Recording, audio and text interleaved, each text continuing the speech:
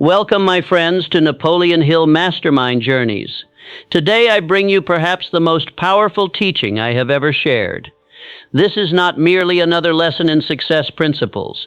This is a revelation that will shake the very foundation of how you see yourself and your place in this universe. In the next few minutes, you will discover the ultimate secret that separates those who achieve greatness from those who merely dream of it. You will learn why some men walk with unshakable confidence while others stumble through life seeking permission to exist.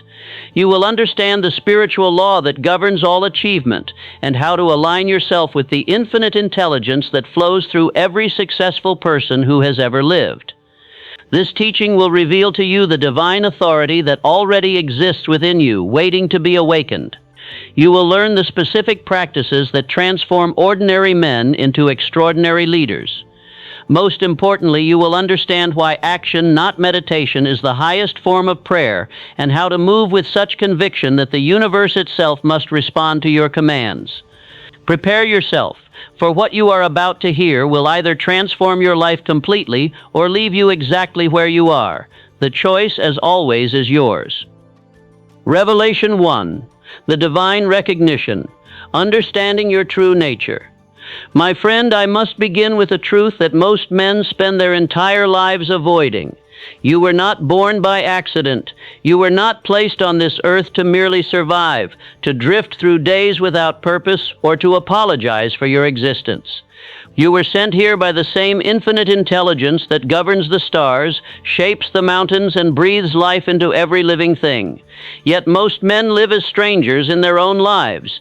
They walk with hesitation in their step, speak with uncertainty in their voice, and carry themselves as if they were trespassers in a world that has forgotten them. They wait for permission to pursue what burns within their hearts. They seek approval before they dare to build what their minds envision. This is the great tragedy of human existence. Not that men fail, but that they never recognize the divine authority already placed within them. Listen carefully to what I am about to tell you, for it will change everything. The same infinite intelligence that created the universe, that set the planets in motion, that designed the intricate balance of nature, this same power lives within you right now. When you truly grasp this truth, something profound shifts within you. Your voice changes. Your posture transforms. You stop asking the world for permission to live with purpose. You begin to move with the confidence of one who knows he was sent here for a specific mission. The restlessness you feel, that inner stirring that keeps you awake at night, this is not confusion. This is a divine summons. It is infinite intelligence calling you to step into your true identity, to stop living beneath your spiritual inheritance, to begin acting as the powerful being you were created to be. But here is what you must understand. This power will remain dormant until you choose to activate it. It will not force itself upon you. It waits for your recognition, your acceptance, your alignment with its purpose. The moment you begin to act as if God Himself has placed a mission within you, everything changes. Not because the world suddenly decides to favor you, but because you have finally aligned yourself with the creative force of the universe. Revelation 2. The Law of Spiritual Alignment. Moving with Divine Authority. Now I will share with you a law that governs every great achievement in human history. This is the law of spiritual alignment, and it operates whether you understand it or not. Every man who has ever risen to greatness has discovered this truth. Infinite intelligence flows through those who act in harmony with their divine purpose. But it withdraws from those who hesitate, who doubt, who wait for perfect conditions before they move. You see, my friend, the universe is not neutral. It actively supports those who support their own divine mission. It opens doors for those who walk through them with conviction. It provides resources to those who act as if they expect to receive them. But it has no patience for the hesitant, the doubtful, the procrastinator who speaks of dreams but takes no action toward their fulfillment. Consider Abraham Lincoln, a man I studied extensively. He was not the candidate the political establishment preferred. He faced ridicule, defeat, and seemingly impossible circumstances. Yet he possessed something that his critics lacked, an unshakable belief that he had been placed in his position by divine appointment. Lincoln did not govern by public opinion polls. He did not make decisions based on what would make him popular. He acted from a deep conviction that his role as president was a sacred trust given to him by a power greater than himself. This belief transformed everything about how he carried himself. When he spoke, his words carried the weight of moral authority. When he made decisions, he did so with the confidence of one who knew he was fulfilling a divine assignment. Even his enemies could not deny the spiritual power that radiated from this man. The same principle applies to every area of your life. When you begin to treat your work as a divine assignment, you approach it with entirely different energy. When you see your relationships as sacred trusts, you invest in them with greater care.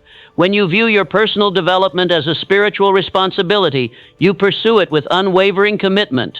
This is not mere positive thinking. This is spiritual law in action. When your daily actions align with your deepest sense of purpose, you tap into a source of power that transcends your individual capabilities. But alignment requires more than good intentions. It demands consistent action that demonstrates your faith in your divine appointment.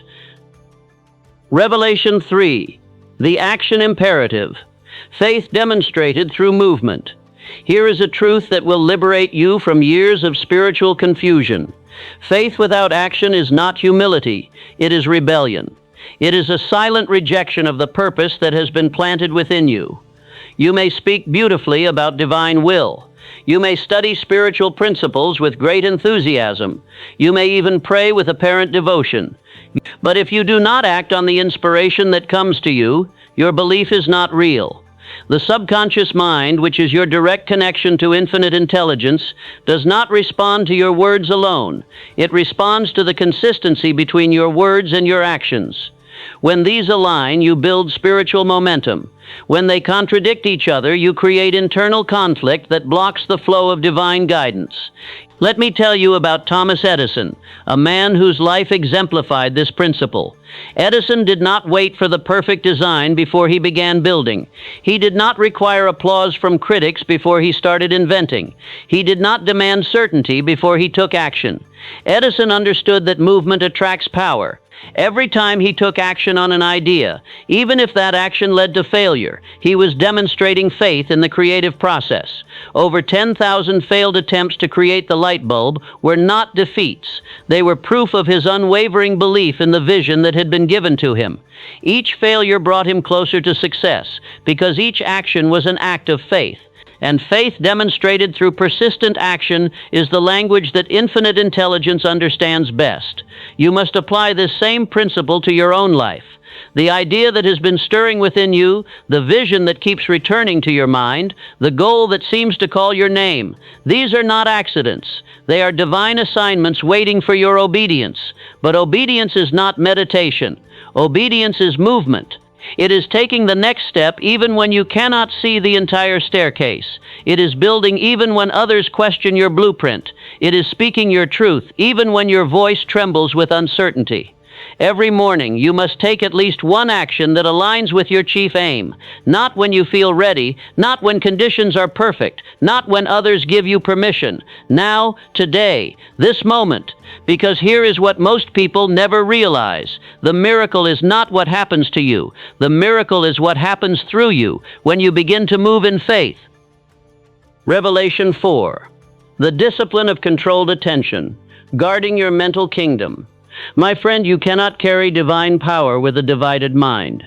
You cannot walk in spiritual authority while entertaining every doubt, every fear, every negative suggestion that comes your way. Most men fail not because they lack ability, but because their thinking is unguarded. They permit every voice to speak into their consciousness. They allow every headline to reshape their beliefs. They open their minds to the confusion of others and then wonder why their own vision becomes clouded. But the man who has recognized his divine appointment protects his thoughts with the same intensity that a king guards his crown. He understands that thought is the seat of his authority, and if his thoughts become corrupted, his actions will betray him. Let me share with you the principle of controlled attention, the bridge between infinite intelligence and definite achievement. Your mind is like a fertile garden. Whatever seeds you plant will grow. If you plant seeds of doubt, fear, and limitation, you will harvest a life of struggle and mediocrity. If you plant seeds of faith, purpose, and divine possibility, you will reap achievements that seem miraculous to others. But here is what you must understand. You are the gardener. You choose what grows in the soil of your consciousness.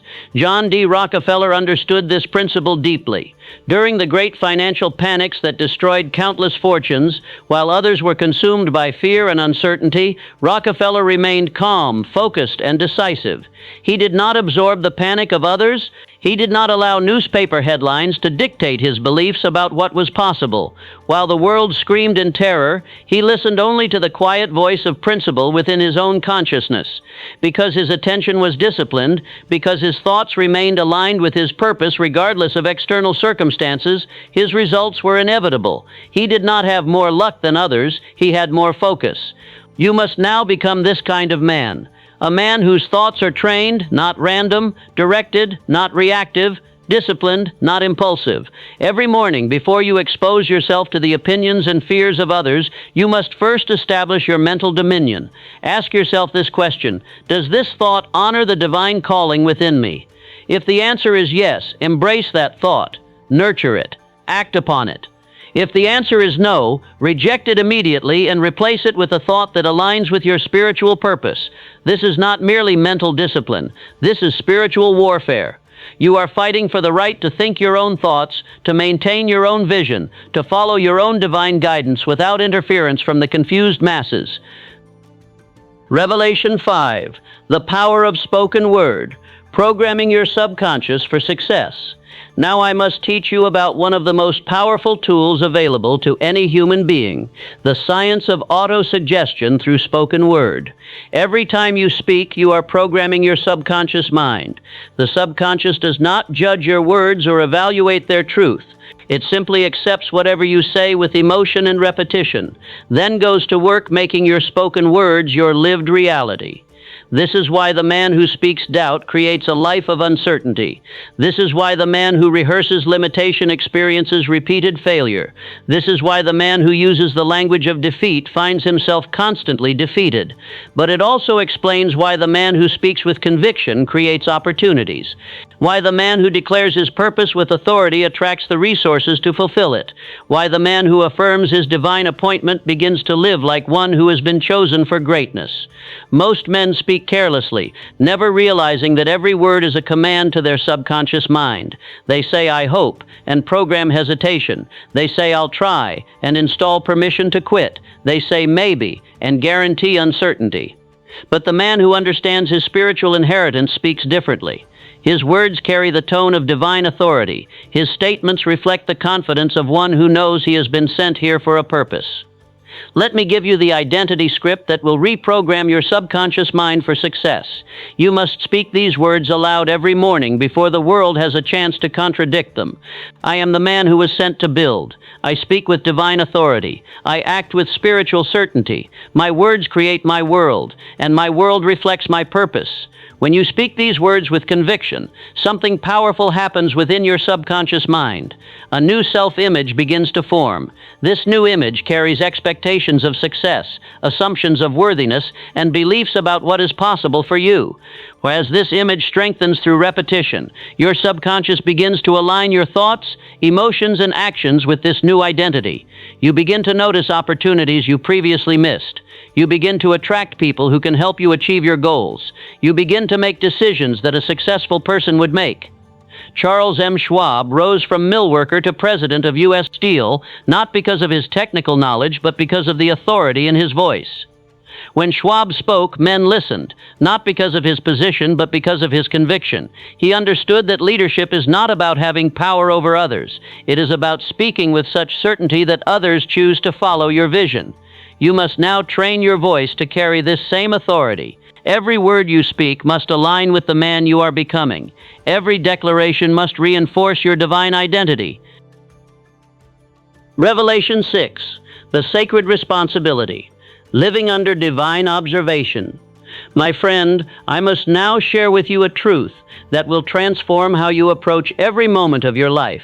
You are being watched, not by critics, not by competitors, not by those who wish to see you fail, but by the very force that placed you here.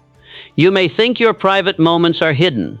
You may imagine that your shortcuts go unnoticed, that your moments of laziness are excused, that your compromises are overlooked. But the eye that sent you does not sleep. This is not a burden, this is your greatest source of strength. When you begin to live as if every action is observed by divine intelligence, you naturally begin to act with greater integrity, greater purpose, greater intensity. The man who cuts corners when no one is watching will always remain small, not because the world punishes him, but because he has dishonored the sacred trust that was placed within him. But the man who gives his best effort even when no human eye sees him, who maintains his standards even when no one will know the difference, who works with excellence even when no applause awaits him, this man builds spiritual credit that cannot be shaken. Let me tell you about Henry Ford and his pursuit of the V8 engine. Every engineering expert told Ford it was impossible. They brought him blueprints proving why it couldn't be done. They explained the technical limitations. They advised him to abandon the project. But Ford did not treat his vision as a mere business decision. He treated it as a divine command. And when you treat your goals as divine assignments, you do not retreat when others lose faith. Ford continued to work on the impossible engine, not because he was stubborn, but because he felt accountable to a higher authority than human opinion. He worked as if God himself had given him this task to complete. The result? The impossible became inevitable. The experts were humbled. A new standard was established in the automotive industry, not because Ford was lucky, but because he labored under divine observation. This must now become your standard. Every task you undertake, every word you speak, every decision you make must be done as if the source of your life is watching, because it is. You do not need human applause to work with excellence. The approval that matters most has already been given. You were chosen to be here, to have this opportunity, to attempt this goal. When you begin to live with this awareness, something remarkable happens. You become incapable of mediocre effort. You cannot be satisfied with half-hearted attempts. You demand from yourself the same excellence that you would display if the most important person in your world were watching. And in truth, they are. The most important person in your world is the divine intelligence within you, and it never stops observing how you honor or dishonor the gifts you have been given. Revelation 7, the atmosphere of authority, creating presence through belief. Now I will teach you about one of the most mysterious yet practical aspects of success, the creation of personal atmosphere through inner conviction. You have seen this phenomenon, though you may not have understood what you were witnessing. One man walks into a room and seems to shrink within it. Another man enters the same room and somehow the room adjusts to accommodate his presence. This is not about physical size, vocal volume, or social position. This is about inner authority, the deep conviction that you belong wherever your purpose takes you. The world does not follow titles or credentials. It yields to the man who carries himself like one who has been sent on a divine mission. Such a man does not ask for space. Space is made for him. He does not seek permission to speak. Others naturally want to hear what he has to say. This atmosphere of authority is created by three spiritual principles working in harmony. Faith creates atmosphere, discipline creates credibility, and repetition creates inevitability. Faith creates atmosphere because the man who believes he was placed here for a purpose carries no apology in his presence. His energy is decisive. His silence commands respect. He does not need to speak loudly because his conviction speaks for him. Discipline creates credibility, because when a man is consistent in his standards, others begin to trust his judgment.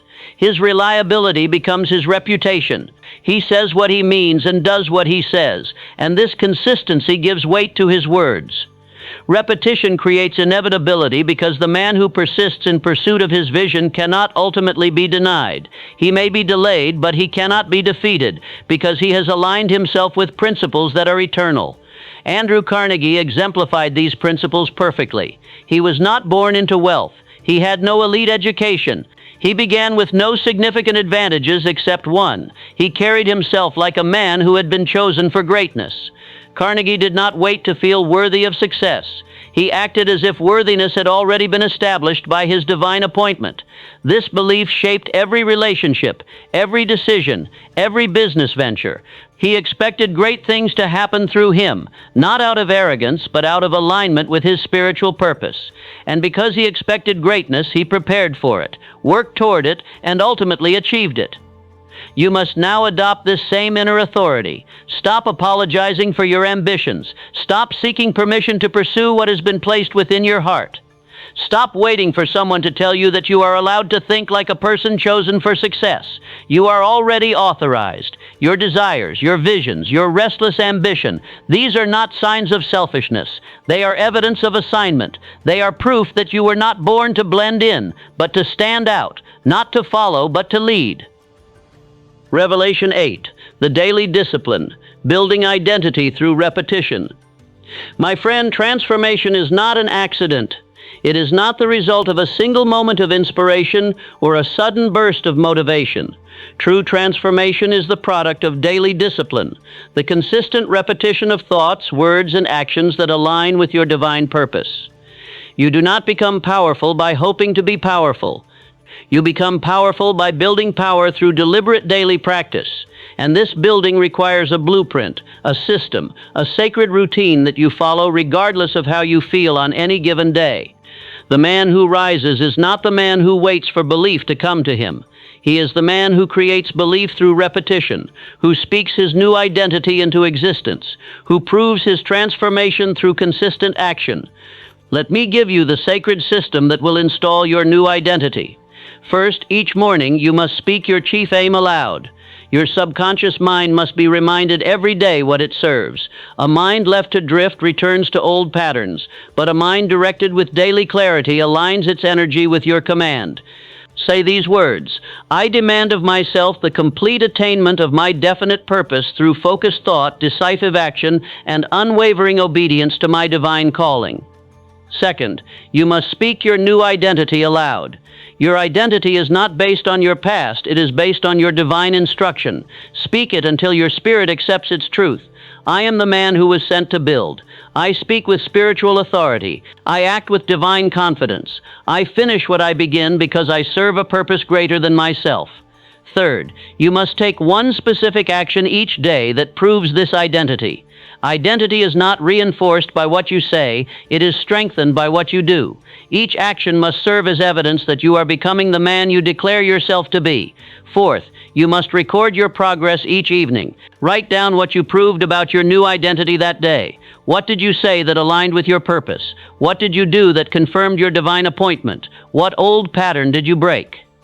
This documentation serves a crucial purpose. When you write down your progress, your subconscious mind recognizes the pattern of growth. You begin to see evidence that you are indeed transforming, and this evidence creates momentum for continued change. Abraham Lincoln followed this type of disciplined routine long before he held any official title. He practiced the voice of leadership in private. He rehearsed the principles of statesmanship in silence. He did not wait for office to begin acting with presidential authority. When the world finally gave him the title of president, he had already become the man. The external recognition simply confirmed what had already been established through internal discipline. This is your path as well. You are not practicing for someday, you are proving today who you have decided to become. You are not preparing for a future opportunity. You are demonstrating present readiness through consistent action. The subconscious mind responds not to what you say once, but to what you repeat with conviction.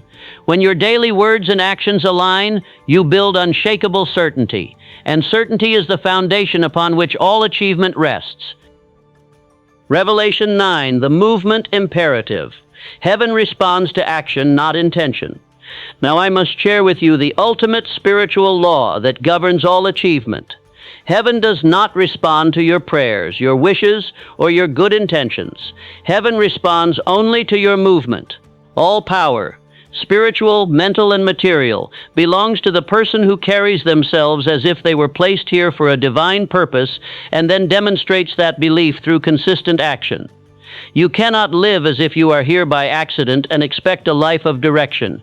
You cannot speak like someone seeking charity and expect to receive the treatment of royalty. You cannot wait for signs of approval and then claim that you have faith. Faith is not proven by what you say. Faith is proven by what you do before you see results. It is taking action based on divine instruction rather than human evidence. The man who moves without apology, without explanation, without retreat, creates a momentum that the universe must support, not because he deserves special treatment, but because he has aligned himself with the creative principles that govern all manifestation. But understand this clearly: the movement must come first. The decision must be acted upon before the provision appears. The step must be taken before the path becomes clear. Obedience precedes evidence, always. You have been given everything you need to begin. Not everything you need to complete, but everything you need to start. And starting with what you have is the key that unlocks everything you need. Stop praying for movement while remaining motionless. Stop asking for confirmation when you have already received your calling. Stop living like a question when you were born to be an answer. The law is absolute. Heaven moves when you move. There are no exceptions, no shortcuts, no special cases. You act in faith, and faith creates momentum. You create momentum, and momentum attracts resources. You attract resources, and resources enable achievement. Let me give you your final marching orders, the commands that will govern your new life. You will speak this declaration every morning. I act as if God lives within me because He does. I move as if heaven sent me because it did. You will take action on your chief aim every single day, regardless of how you feel, regardless of what others say, regardless of what obstacles appear. You will stop waiting for perfect conditions and start creating conditions through consistent movement. You will no longer explain yourself to those who do not share your vision. Their understanding is not required for your success. You will trust the divine intelligence within you more than the human opinions around you. Most importantly, you will remember that you are not a man who wonders. You are a man who walks with purpose, with power, with divine appointment. Conclusion. Your divine commission. My friend, we have reached the end of this teaching, but the beginning of your transformation. Everything I have shared with you today is not theory, it is spiritual law. These principles have governed every great achievement in human history, and they will govern your achievement as well if you choose to apply them. You now understand that you were not born by chance, but by divine design. You were not placed here to survive, but to thrive. You were not given dreams to torture you, but visions to guide you toward your destiny. You have learned that infinite intelligence lives within you, waiting for your recognition and your obedience. You have discovered that faith without action is not spirituality, it is rebellion against your divine purpose. You now know the power of controlled attention, the science of autosuggestion, and the importance of living under divine observation. You understand how to create an atmosphere of authority and how to build your new identity through daily discipline. Most importantly, you have learned that heaven responds not to your words, but to your movement, not to your intentions, but to your actions, not to your wishes, but to your willingness to step forward in faith. The question now is not whether these principles work. They do. The question is whether you will work them. Will you apply what you have learned, or will you return to the old patterns that have kept you small? Will you speak your divine identity aloud every morning, or will you remain silent about your true nature? Will you take action on your chief aim every day, or will you continue to wait for perfect conditions? Will you guard your thoughts with spiritual discipline, or will you allow every negative voice to influence your consciousness? The choice is yours, and it must be made not once, but every single day, because transformation is not an event. It is a process of daily alignment with your divine purpose. I challenge you to implement these teachings for the next 30 days. Speak the declarations, take the actions, guard your thoughts, live under divine observation, move with spiritual authority. If you do this consistently, you will not be the same person 30 days from now. You will walk differently, speak differently, think differently. You will carry yourself like someone who knows they were sent here for a purpose. And when that transformation begins to manifest in your external circumstances, when doors begin to open and opportunities begin to appear, when people begin to respond to you differently and resources begin to flow toward you, remember this moment. Remember that it all began when you decided to act as if God lives within you. Because He does. Now go, not in noise but in law, not in haste but in discipline, not in arrogance but in divine certainty. Go and become what you were always meant to be. If this message has stirred something within you, if you feel the call to step into your divine identity, then I invite you to subscribe to Napoleon Hill Mastermind Journeys. Ring the notification bell so you never miss a teaching that could transform your life. And leave me a comment answering this question: what is the one action you will take today to prove that you were sent here for a divine purpose? Your answer will not only commit you to action, but it will inspire others who are on the same journey toward their own spiritual awakening. Remember, you are not here by accident. You are here by appointment. Now go and fulfill your divine assignment. The end of this teaching marks the beginning of your transformation. Act accordingly.